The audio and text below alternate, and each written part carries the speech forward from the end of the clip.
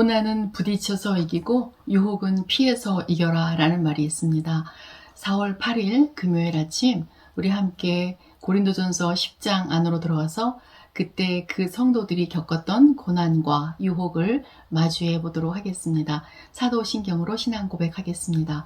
전능하사 천지를 만드신 하나님 아버지를 내가 믿사오며 그 외아들 우리 주 예수 그리스도를 믿사오니 이는 성령으로 잉태하사 동정녀 마리아에게 나시고 본디오 빌라도에게 고난을 받으사 십자가에 못 박혀 죽으시고 장사한 지 사흘 만에 죽은 자 가운데서 다시 살아나시며 하늘에 오르사 전능하신 하나님 우편에 앉아 계시다가 저리로서 산 자와 죽은 자를 심판하러 오시리라.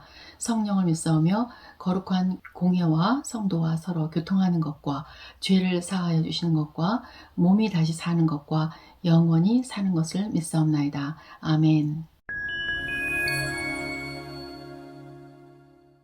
고린도전서 8장, 9장, 10장은 맥이 같습니다. 샌드위치 구조로 되어 있는 이 세 장은 같은 내용을 다루는데요. 먼저 8장에서 바울은 우상에 바쳐진 재물을 먹는 이야기를 했었습니다. 그리고 9장에서는 바울이 자신이 사도로서 가지고 있는 그 권한이 많지만 내가 복음을 위해서 그것을 쓰지 않았다. 이렇게 얘기를 했죠. 그리고 10장에 와서 오늘 본문 10장에 와서 우상 숭배의 일과 재물 먹는 이야기를 마무리하고 있습니다. 이를 넓게 보면 바울은 그리스도인의 그 개인적 자유와 양심에 관한 문제, 그 영역을 건드리고 있는 건데요.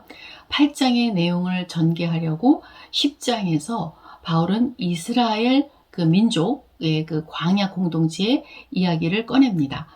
그들이 하나님의 인도로 이집트의 속박에서 벗어나서 자유인이 되었을 때 그 자유 속에서 그들이 무엇을 했는지 이 이야기가 시작됩니다. 고린도전서 10장 1절입니다. 시작이 참 독특한데요. 형제들아, 나는 너희가 알지 못하기를 원하지 아니하노니.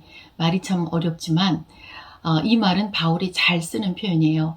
교회 안에서 은사 사용 문제나 예수님의 재림에 관계된 언급을 할 때 당연히 이 중요한 사항들인데 성도들이 이것을 간과하고 있을 그런 부분에서 바울이 이 말을 자주 씁니다. 신약에서는 약 5번 정도 나오는데 바울만 쓰는 이 독특한 어투이죠. 1절 내용이 이어집니다. 우리 조상들이 다 구름 아래에 있고 바다 가운데로 지나며.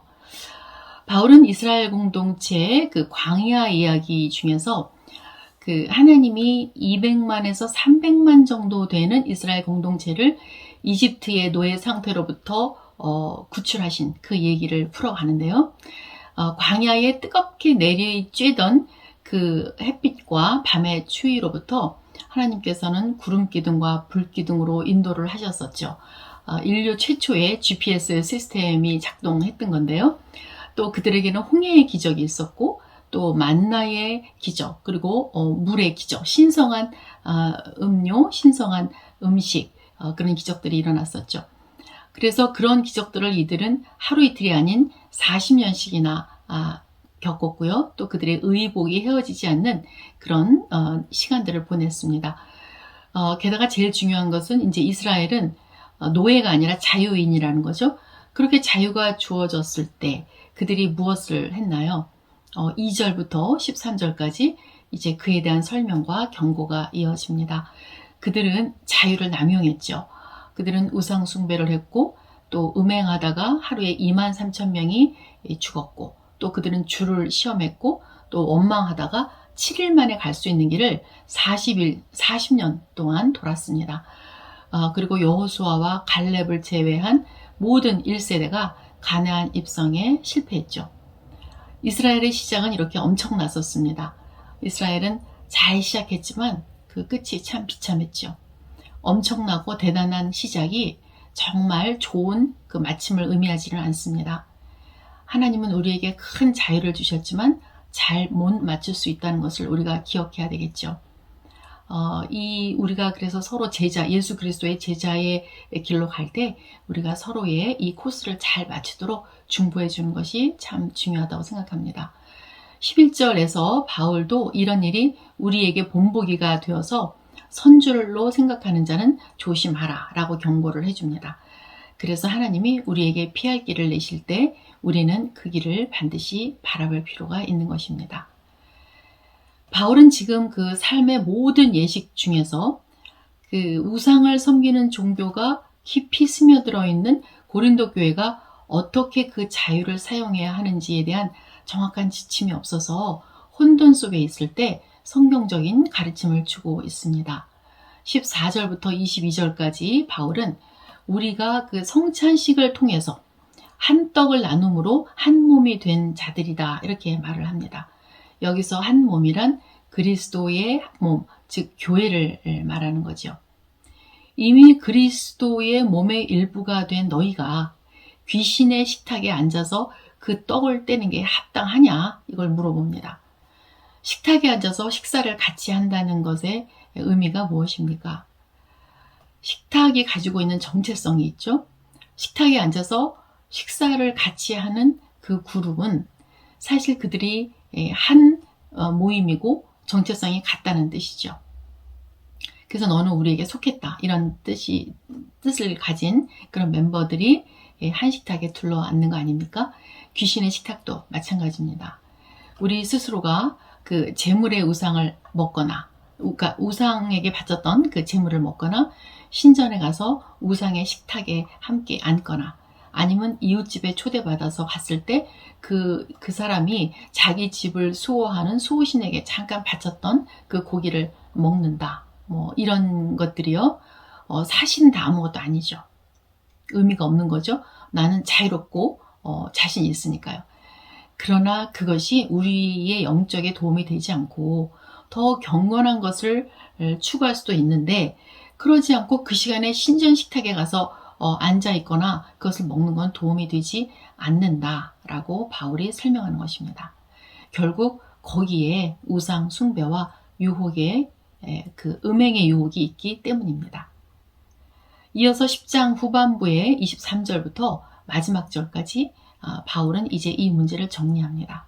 만물은 하나님이 지으신 건데 우상이 무슨 힘이 있어? 라는 지식을 가진 자가 있고 또 우상에게 드려진 제물도 우리가 먹을 수 있어 라고 강한 믿음을 가진 자가 있습니다.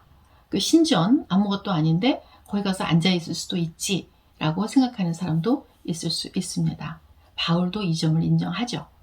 모든 것이 가하죠. 내 자유 안에서 자기의 유익을 택할 수 있다. 이런 것을 인정을 합니다.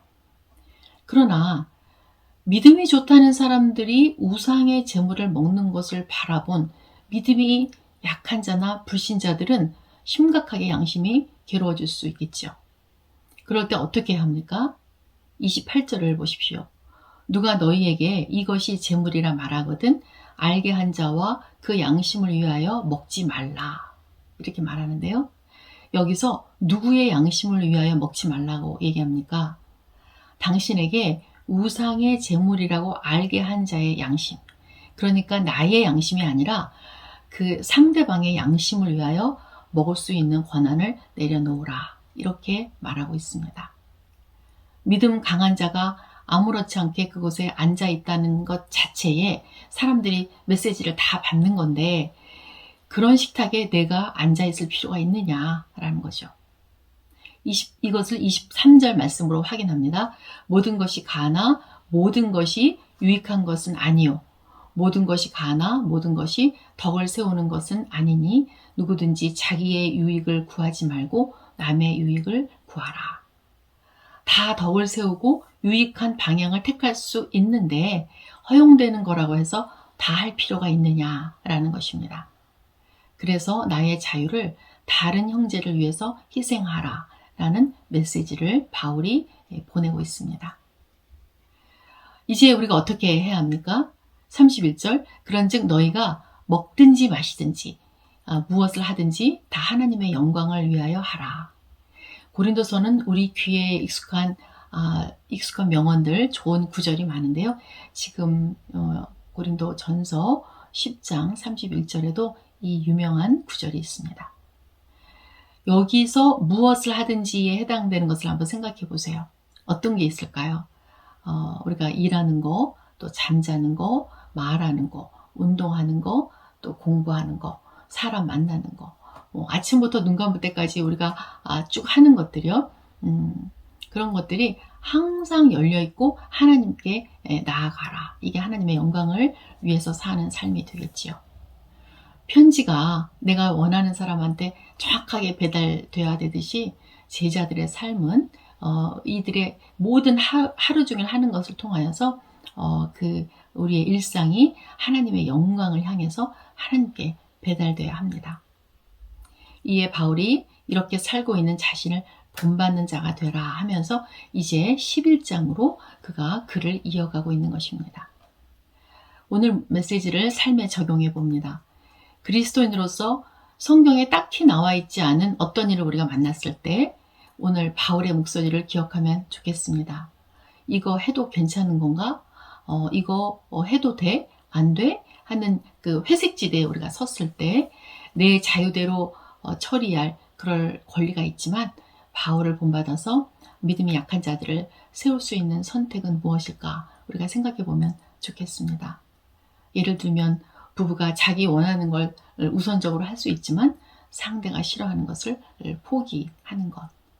또는 요새 제가 이제 오래전부터 실천하고 있는 건데요. 집 앞 마켓에서 더 크고 좋은 싱싱한 그런 시금치가 이렇게 밑에 놓여 있는 걸 봤을 때, 그리고 그 위에는 좀 덜 싱싱한 시금치가 놓여 있을 때 그걸 들고 뒤져서 밑에 거 꺼내지 않기. 왜냐하면 우리 마켓 아줌마가 교회를 안 다니시거든요. 그러면 그분이 저를 보고 어떤 생각을 하시겠어요. 그래서 제가 야채 뒤지지 않고 장보기, 이것을 제가 실천하고 있는 것입니다.